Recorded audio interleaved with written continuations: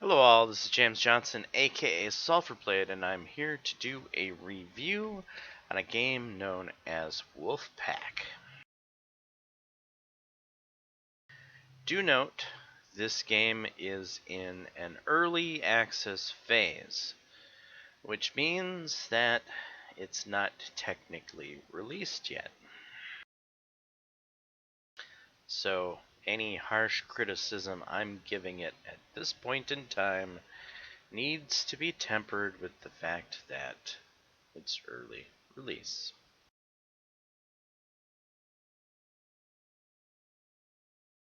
So I'm going to start a new lobby, and I'm going to jump into a game.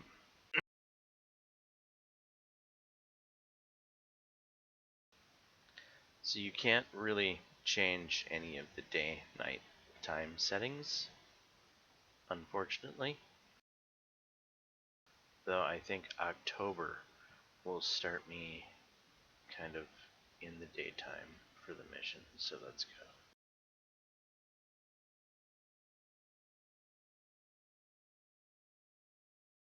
I'm not actually going to play this game. I'm going to load in, I'm going to show you some of the stations, give you a brief overview, and then I'm going to talk to you why I do not believe that this game is remotely worth $34.99.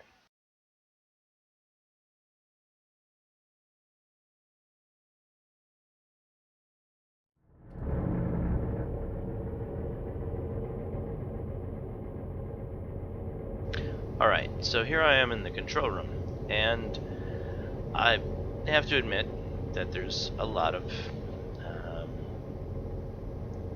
nice stuff here. You've got forward ballast tanks,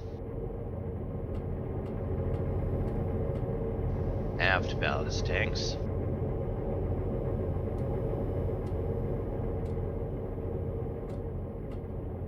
you've got the ballast tank pressure valves, which are negative and positive.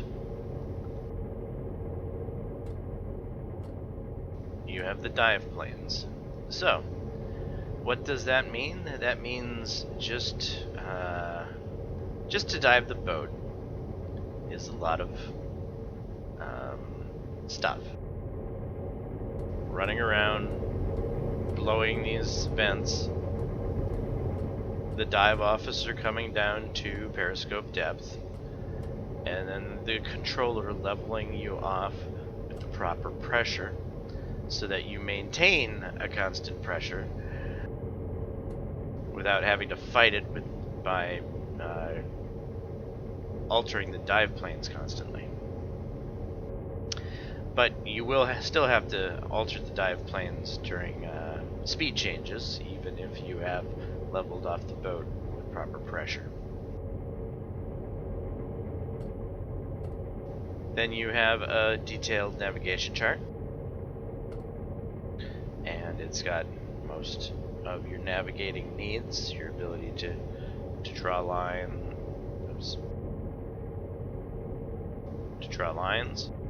You have a protractor there. You have your reverse compass, angles. So utilizing this technology, you can do anything you would in the actual United States Navy. I'm retired U.S. Navy.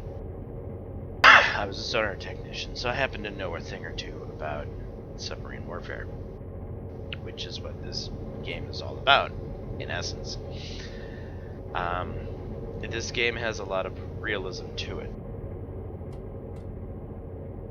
I'm going to go through here, and we're going to go forward to sonar. So there's the Enigma machine, which is kind of useless at this point in time. There's the radio, which is kind of useless at this point in time. And then there's the radio direction finder, which I haven't been able to get to work. I think it's kind of worthless at this point in time. I understand the concept of how this works, but hell if it actually does work. However, sonar does work, and it works quite well, though it's very simple. I have not been able to ascertain any type of shaft screw configurations from listening through the headphones.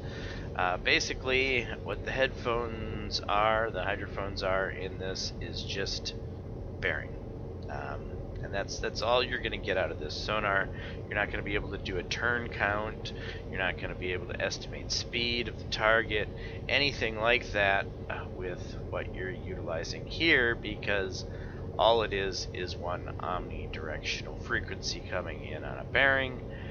At least by shooting bearings over the course of time, in conjunction with a plotter who knows what he's doing at the plotting table, you can get an estimated course, depending on if you know the speed of the target. And you can figure out the speed of the target by utilizing the periscope.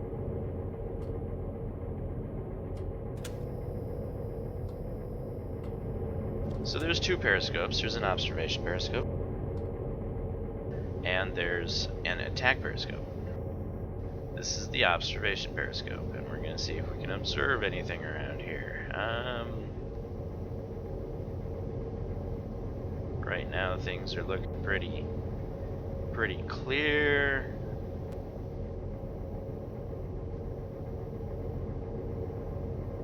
Clear, at least for now.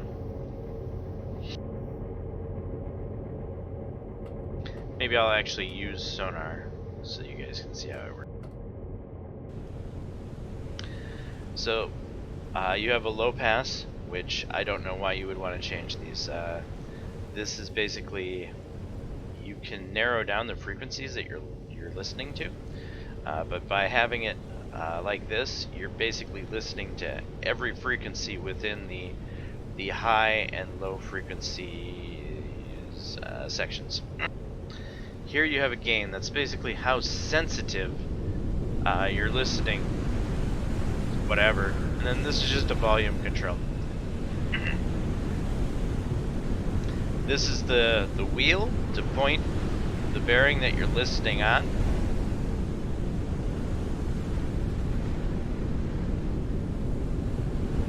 Oh, but as you can see right now, it's not working. And there's a good reason for why it's not working. It's because we're surfaced. And when we're surfaced, the hydrophones are actually above the waterline. So sonar is not going to do anything for us at this point in time. But that's how you would use it. You would point the bearing and narrow it.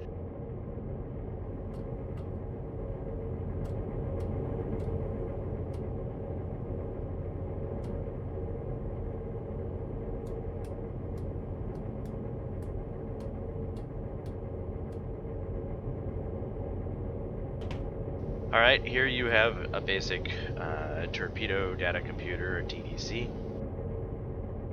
As we can look at it here, you have kind of some standard things. You have range, which the minimum range setting seems to be 3 kilometers.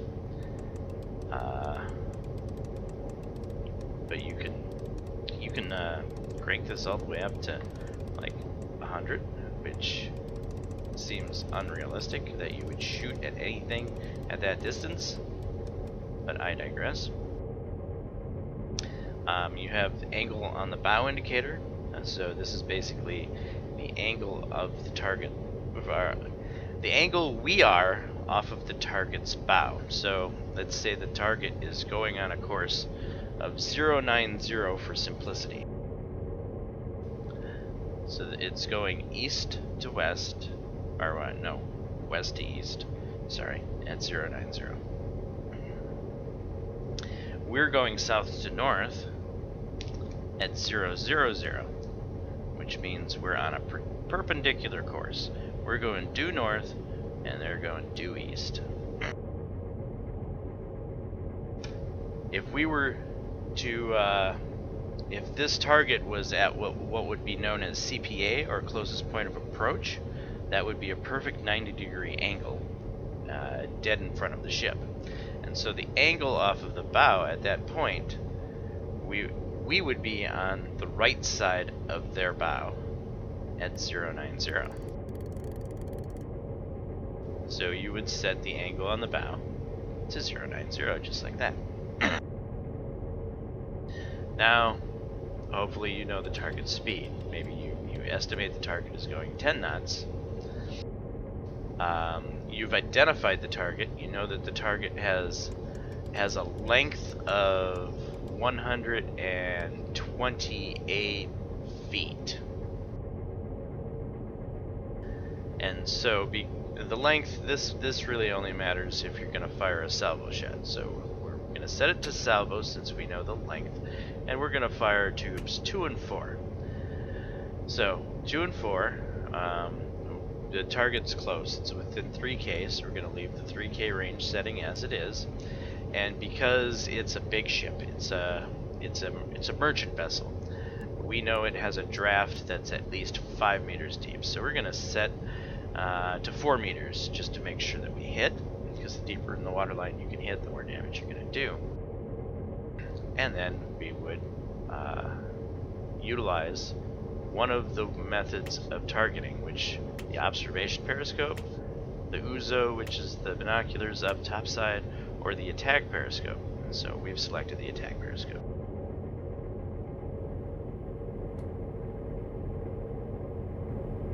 Then we would click on the attack periscope like so.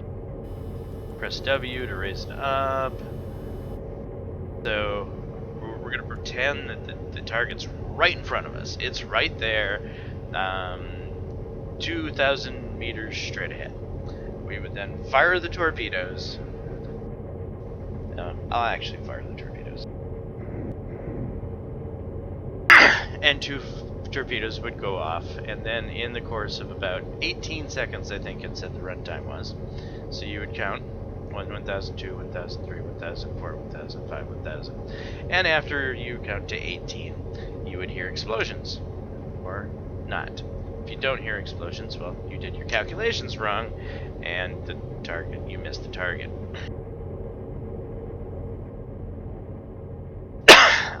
That can be a very frustrating part of this game, is missing the target.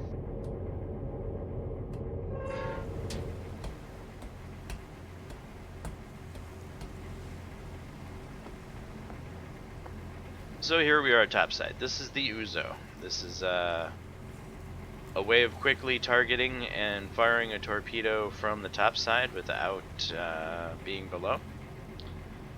And this just basically fires at bearing. Same way as you would the attack periscope or anything else.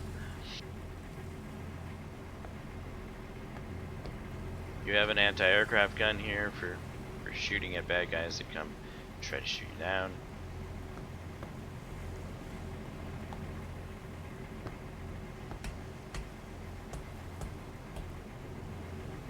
And you have a deck gun up here, which you can get in the deck gun, find your targets.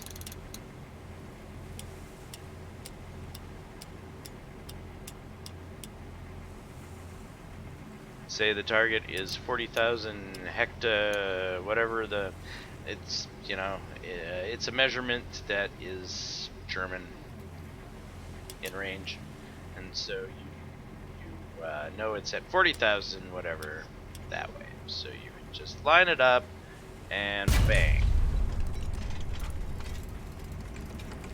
And the merchant ship or whatever you just shot at would get hit, hopefully. And then you would have to make adjustments as need be so that you're going to hit consistently. And that's the deck gun in a nutshell.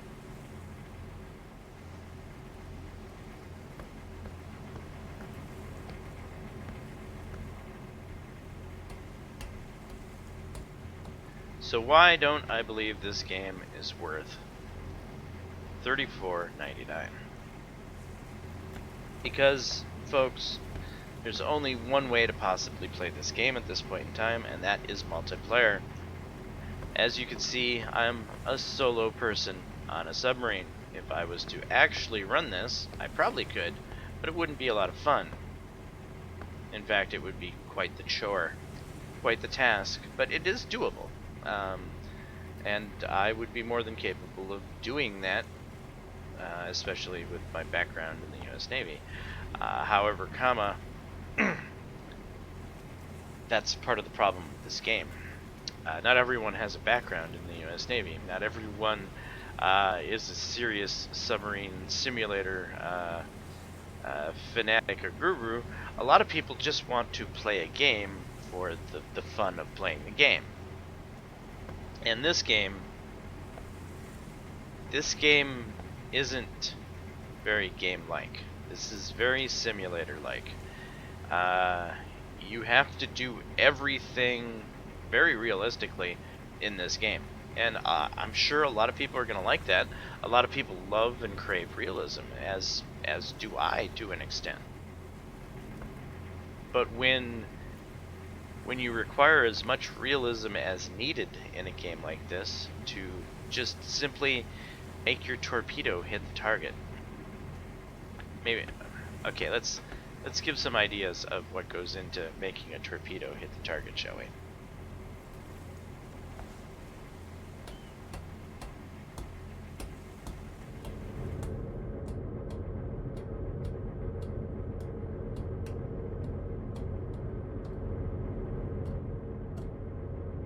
So somebody manning a navigation chart.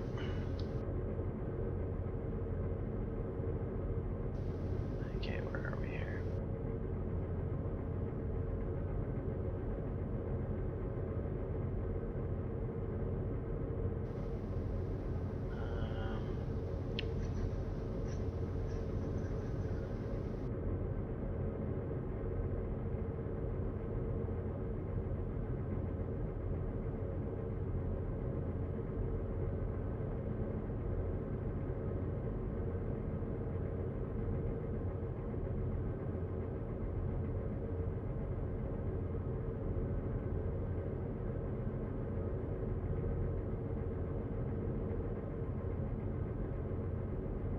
Alright, now let's look at where I'm zoomed into. I'm zoomed into a 500-meter radius around my on my screen.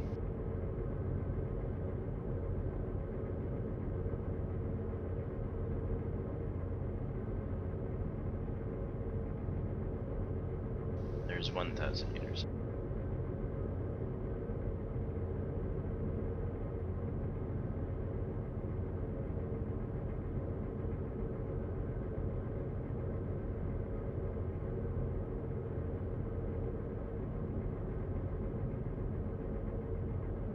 So we just drew a timestamp.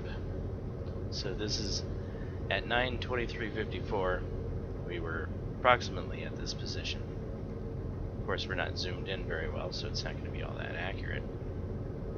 And say you're trying to do this somewhat realistically. You're going to want to make your timestamps somewhat uniform, maybe on the minute, or on the 2 minutes, or on the 3 minutes, or on the 30 seconds, depending on how just crazy you are at doing the timestamps.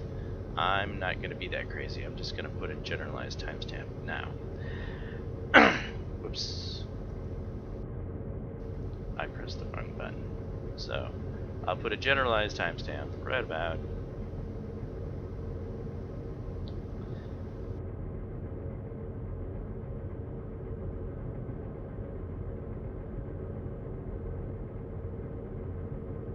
there. And now I need to erase the mistake I made.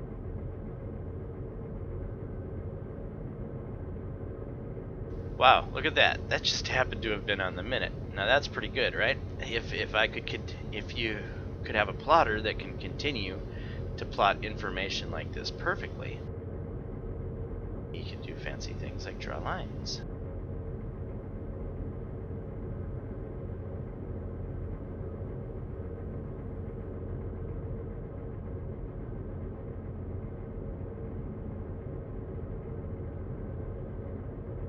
So there we have a line that's been drawn, basically denoting the ship's course.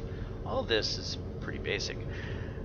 Now we're going to want to, at the times of these marks, let's say that the sonar operator shot a bearing to a target. And let's say at 9:23, the bearing to the target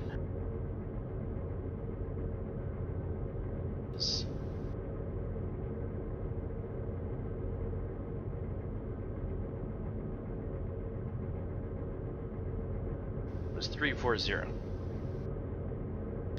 And then at this time,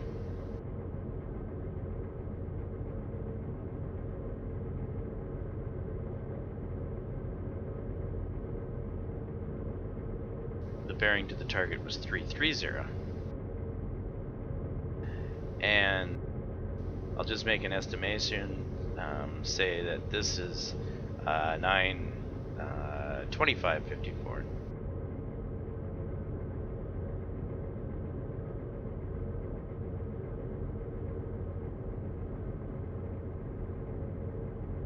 And at this time, the bearing to the target was 320. So we went from 340 to 330 to 320. Now you can take a whatchamacallit,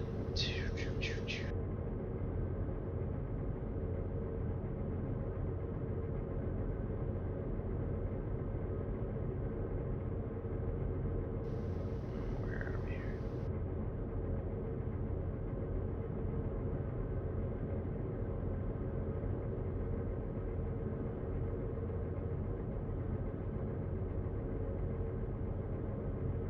Maybe this is it.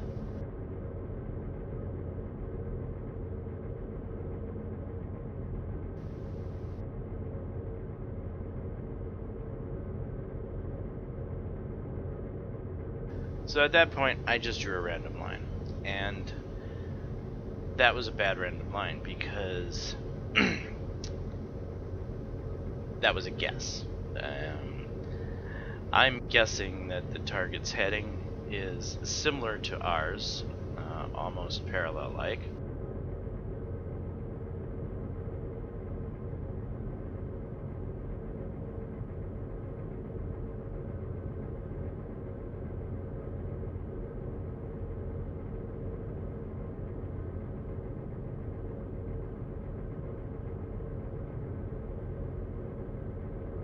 That was indeed at 0 degrees. We are slightly off 0 degrees. So eventually we're gonna CPA. Our courses are gonna come together way, way, way down this way. But anyway, so we have a general idea of the bearing that this guy's going. And if we continue to shoot lines, if we know his bearing, we can then work out his range, or we can then work out his speed. However, if we know his speed, we can work out, if we don't know his bearing, but we know his speed, we can then work out what his bearing is. And all of this requires the cooperation of several people doing a job simultaneously.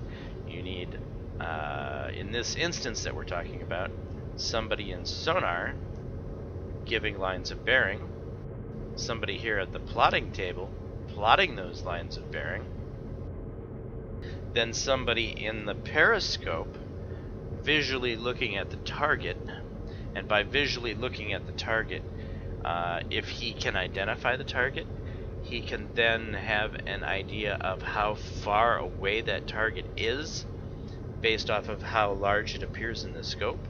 So he can get approximate range to target, and if he can get an approximate range to target, then we know range here, right?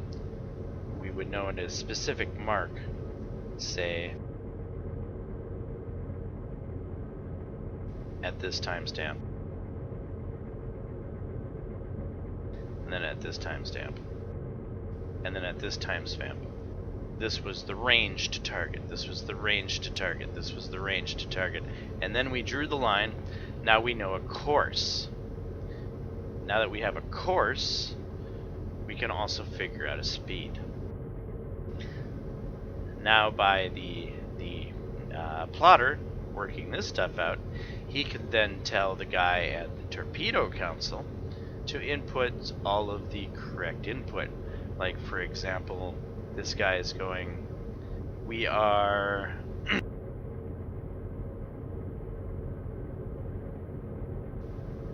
let's say at this point in time right here,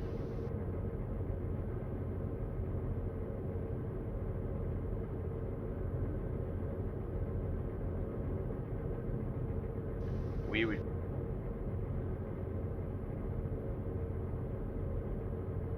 063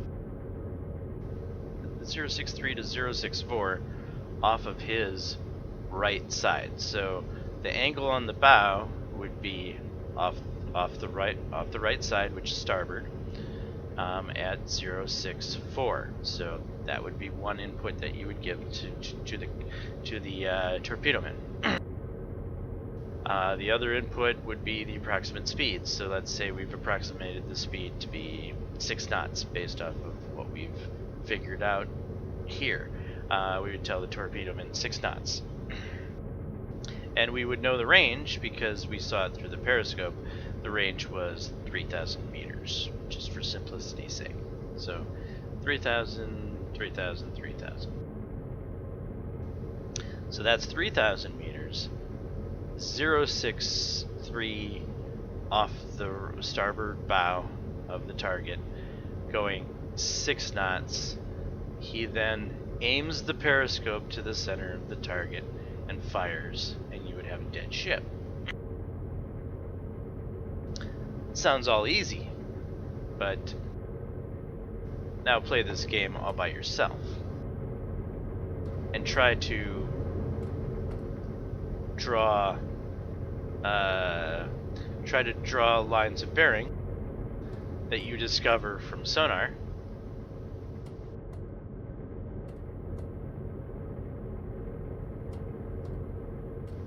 at any type of increments, then attempt to dive the ship and maintain a specific amount of dive bubbles so that you maintain periscope depth. And then get up here to the torpedo panel and fire the torpedo through the attack periscope based off of what you charted, while maintaining periscope depth at the dive plane. Yes, it all gets a little bit hectic for one person to do, but it is possible. But it's basically a lot of work. And then what is that a lot of work for? Well, say you sink the ships in the mission. The mission ends very, well, anticlimactically. You get a "Congratulations, you've finished the mission. Would you like to play another mission?" Why, sure. And then the next mission is basically the exact same thing all over again. There is no working to improve your boat like you would in Silent Hunter. Maybe you want to go from commanding a Type 3 to a Type 7. Maybe you're wanting to get better torpedo tubes, or maybe there's a history of the tonnage you've sunk, or any of these features. They don't exist in this game.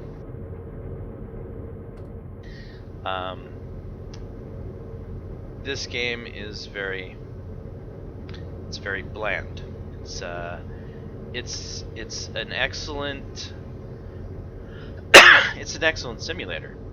In fact, this game right here, I think the U.S. Navy could utilize it very well for practicing basic anti-submarine well, not anti-submarine warfare, but submarine warfare operations. This would be a very good tool to train a new OS at the navigation chart, a new sonar operator at sonar. You could utilize this simulator for training purposes to get the basics of how to basically set up and create torpedo firing solutions, and it would be very good at that.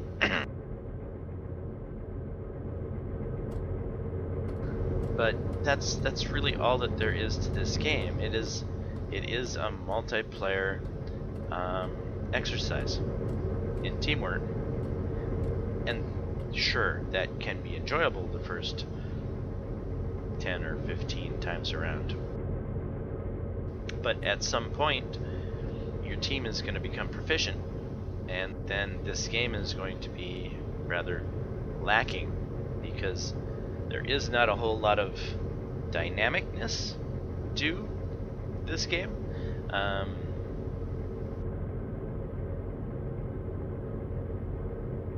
It is rather bland. You can almost always come across the same convoys with the same escort ships, depending on the mission you choose. If you choose September, you're gonna see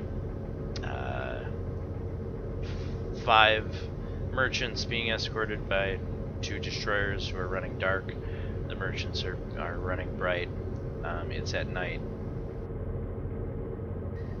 And once you've done these couple of missions enough times, it really gets old. And so that's the problem with this game is they've put so much effort into the realism, and they've completely missed out on the fun. Some of the most fun I've had in this game has been Ramboing it. Basically just playing solo or undermanned, maybe 2 players, and coming up here to the surface, jumping on the deck gun, and shooting at the enemies. Granted, you know, when you're trying to take on 2 destroyers on the surface with a submarine, you're at a big disadvantage and probably gonna sink. But it's at least got some fun and enjoyment to it because, you know, pew pew and all. But if you're doing things all all correctly, where everyone's running like a fine oiled machine, well, there's not a whole lot of fun in that. And in fact, it's not going to be too hard to sink every ship and walk away mission saying, "Congratulations, you won the mission. Now play the next mission," which is almost the same thing. So for $34.99, this game is not worth its price tag. You can play Cold Water, which gives you a whole heck of a lot more content for the same price tag. In fact, Cold Water has a lot of good sub-simulator activities in it. One could say that a lot of technical sub-simulator activities that are more in-depth than what you can in a World War II setting. Like, for example, a sonar operator could attempt to get shaft blade configurations and could attempt to do turn counts, which could then figure out speed, and by figuring out speed and knowing the lines of bearing that you're shooting, a sonar operator who's really good passively just listening can figure out course and speed of the target by just listening to it. Can do basically everything that this ship is doing now, because it doesn't have the ability to figure out a shaft blade configuration. But you could do that in Cold Water. So yeah, Cold Water has a lot of the same realisms. Actually, most sub games have a lot of the same realisms that this game has. Silent Hunter series, for instance, will have a lot of the same concepts. But what the Silent Hunter series and Cold Water series does is they do implement some game concepts into it, and those game concepts do tend to make the game feel less simulator and more enjoyable. And that is really the difference between those titles and this, is that this title is all designed for the multiplayer aspect, and it doesn't have a lot of fun.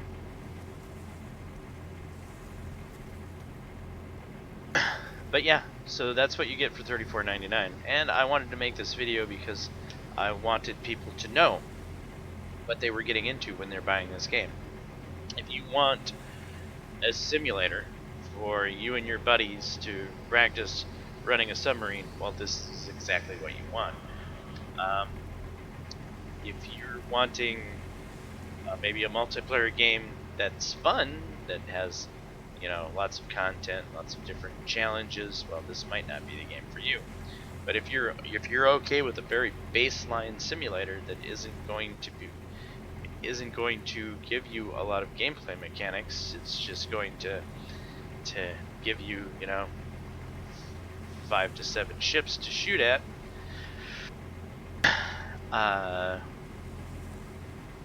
then you'll be happy with what you get for $34.99, I suppose, if that's enough to make you happy. Anyway, this has been my review of Wolfpack, which is, again, a very good multiplayer simulator game, or simulator. It's a very good multiplayer sub-simulator. But as a game, it's woefully lacking. And at the $34.99 price tag, it does not have enough content to warrant the high price. And that is basically my opinion of Wolfpack and my review. Anyway, I'm James Johnson. This is my channel. Hopefully you appreciate my content. If so, leave a like and subscribe. And until next time, peace.